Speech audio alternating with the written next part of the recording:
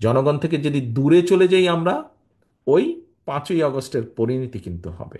জনগণকে নিয়ে এই দেশ, এই দেশের মালিক হচ্ছে জনগণ। জনগণের সঙ্গে থাকুন, জনগণকে সঙ্গে রাখুন, জনগণের সাথে থাকুন, জনগণকে সাথে রাখুন। মানুষ অর্থাৎ দলমত নির্বিশেষে সাধারণ মানুষ যারা ভোটার এই দেশের, তারা বিএনপির উপরে আস্থা রাখতে চাইছে।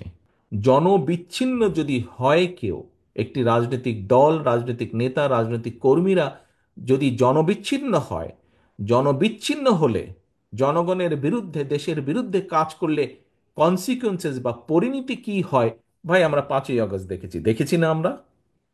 5ই আগস্ট দেখেছি। 5ই আগস্ট থেকে অনেক কিছু আমাদের শেখার আছে।